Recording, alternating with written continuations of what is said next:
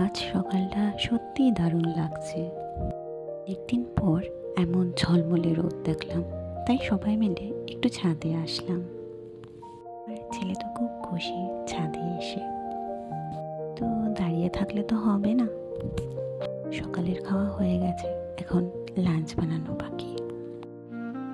এদিকে বড়মশাই আবার মাংস নিয়ে এসেছেন।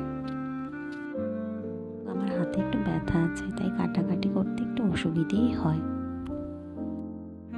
তবু কাজটা তো করতেই হবে। এখানে একটা ছোট্ট টিপস দিই, হামানদিস্তায় কিছু পিষলে নিচে একটা কাপড় দিয়ে রাখুন, বলে শব্দ কম হবে আর এটি ভেঙে যাওয়ার চান্সও কম হয়ে যাবে।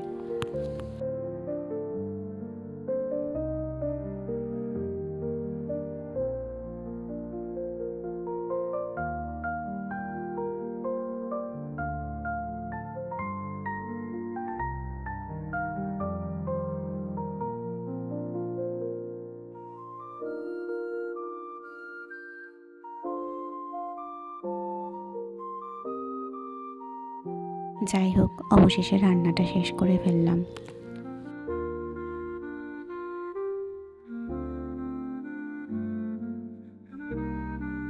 সন্ধ্যার পর আলো জ্বালিয়ে ছেলেকে বললাম, চলো পড়তে বসি আমরা। তো সে আবার খেলনা টিকটিকি নিয়ে ও টিকটিকি রান্না করে আমাকে দেখাচ্ছিল। টিকটিকি ভাজা খাবে না কেউ, বুঝো একবার কাণ্ড।